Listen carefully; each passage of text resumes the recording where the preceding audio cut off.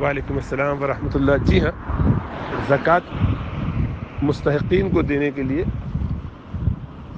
رقم کی صورت میں ہو یا کھانے پینے کی چیزوں کی، وہ اشیاء جو اس کے فائدے کی، اس کی ضرورت کی ہوں، وہ استعمال کے لیے دی جا سکتی ہیں. کپڑوں کی شکل میں بھی دی جا سکتی ہیں، لیکن کوشش یہ کرنی چاہیے کہ ان کو پیسہ دے دیا جائے آج کل کے زمانے میں. وجہ اس کی یہ ہے کہ ان کی ضرورت کیا ہے وہ آپ نہیں جانتے. تو آپ نے اس کو کوئی 30-40 کلو گیہوں پہنچا دیا، وہ بیچارہ پسوائے کہاں سے، چنے دے دیے، دال دے دی، تو وہ اس کا استعمال کرتا نہ ہو، گھر میں ان کے کھایا نہ جاتا ہو، تو اس کے لیے الٹا بوجھ ہو گئے. اس کو بیچے اور پھر پیسے لے اور جس کو جو چیز چاہیے وہ لے. ویسے غلے اناج وغیرہ دینا جائز تو ہے، لیکن وائز نہیں ہے، یعنی اس میں حکمت نہیں ہے.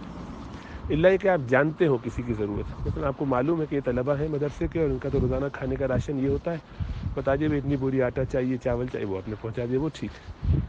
لیکن جہاں ایسا معلوم نہ ہو، اب آپ نے بھی دے دیا، کسی اور رشتہ دار نے بھی دے دیا، اور بیچارہ اتنا سارا غلہ لے کے کرے گا کیا؟ اس کو وہ پسوانے کے لیے، پکانے کے لیے اس کے پاس کوئی اور آپشن نہیں ہے، کیا کرے گا؟ تو اس لیے اپنی عقل زیادہ لڑانے کی ضرورت نہیں ہے. کوشش یہ کرنی چاہیے کہ جس کی جو ضرورت ہے وہ پوری ہو جائے، تو وہ پیسے سے ہو جاتی ہے زیادہ آسانی کے ساتھ. اب اس کو دوا چاہیے، وہ بیمار ہے بچہ، گھر میں پھک رہا ہے بخار سے، دوا کے پیسے نہیں ہیں، آٹا چاول پڑا، وہ کیا کرے گا؟ اس کو بیچے گا. کیوں اس کو ایسی مجبوری میں، پریشانی میں ڈالتے ہیں؟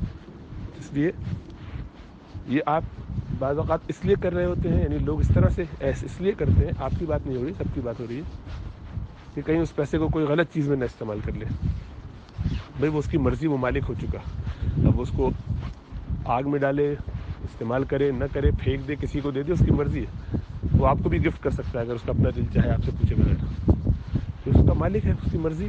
ہم جو مال دیتے ہیں دوسروں کو زکوٰۃ میں سے نکال کے، وہ ہمارا مال نہیں ہوتا، دوسروں ہی کا مال ہوتا ہے جو ان کے حوالے کرتے ہیں. تو لینے والے کا احسان ہوتا ہے کہ وہ لے لیتا ہے، پھر وہ اس کا جو چاہے کرے، ہم اس کے مکلف نہیں ہیں. اللہ سمجھ عطا فرمائے.